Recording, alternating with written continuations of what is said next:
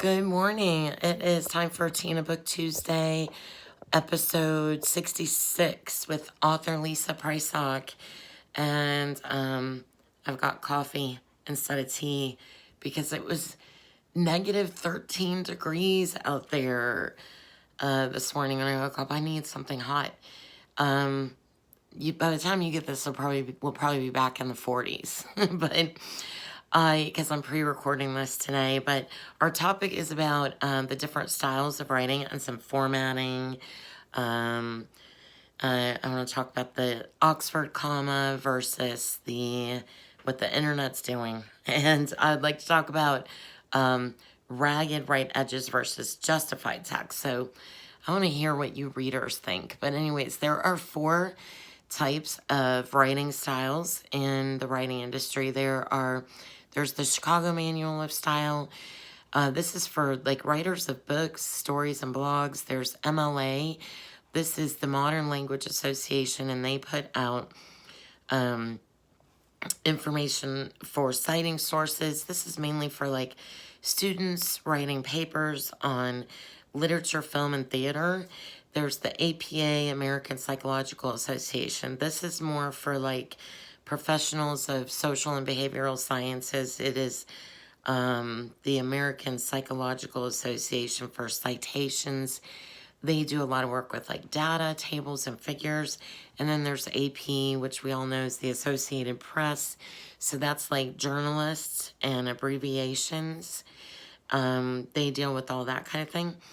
So then there's formatting issues.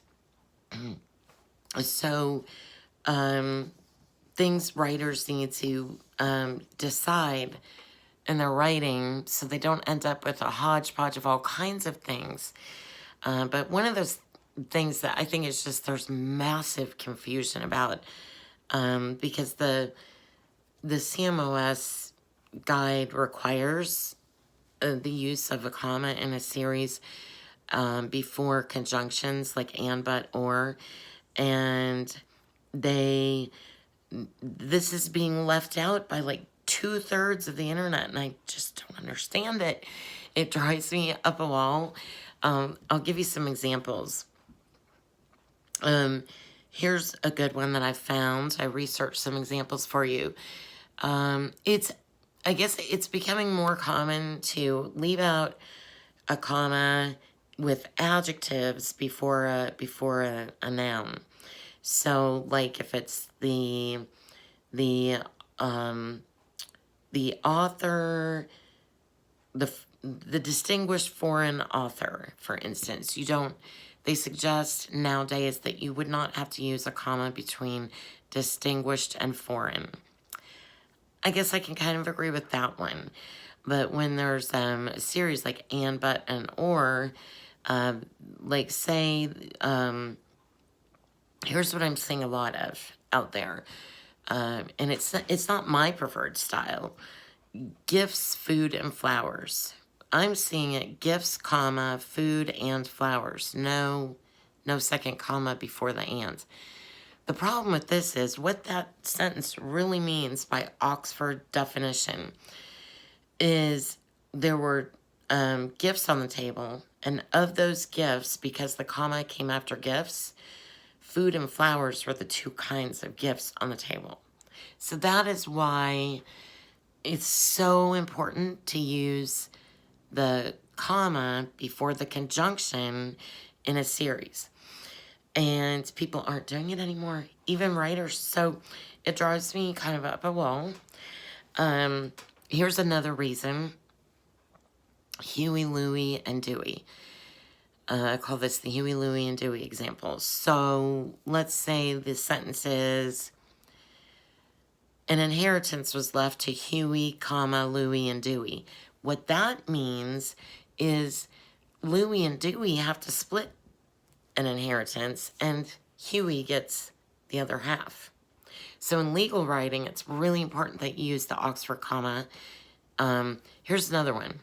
They served apple, cherry, and raspberry peach pie.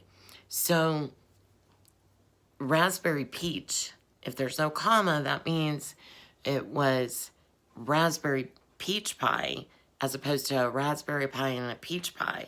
So very comma. I'm very heavy on the comma. Like to use the comma. That's just my opinion.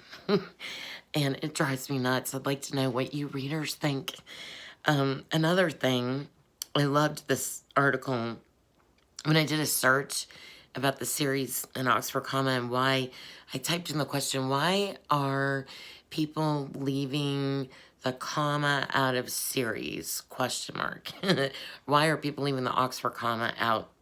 Something like that. And a heading came back up, quit trashing your writing voice with this rookie mistake. And I hit click. And this article pops up with a wonderful quote at the beginning. For the love of God, stop making this mistake, by author Sonia Simone. And I just loved it. I loved it. I shared some examples with you from her article.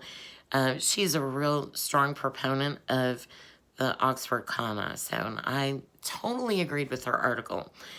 Another article you can take a look at is, and that one, by the way, from Sonia, is at copyblogger.com.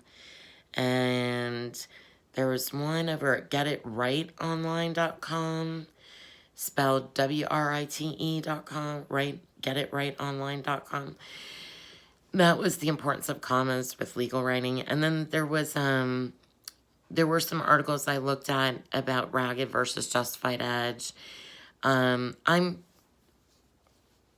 don't know. I prefer justified text, as y'all know. But it's so popular for ragged edge, and all these big house publishers are using ragged edge, and I don't like it. However, I get it. If there's a lot of short sentences in your writing, they say that rivers can appear when you use justified text. I don't have a lot of short sentences in my writing. Some. And more often than at certain times than others. Depends on the book, the story, the storyline, who's doing the talking, the dialogue, that kind of thing. But I'm probably going to end up finally moving towards ragged right edge. I may have some of both. It may just depend on who's editing my book. I don't know. What do you prefer as readers? Do you like the ragged right edge? Do you like the justified? Do you like the Oxford comma? Or just don't use the comma? Let me know. I would love to hear from you readers. What do you like? I hope you have a great day. Thanks for listening to me rant about the comma. And have a blessed day, everybody. Give me a shout out if you got to see this video.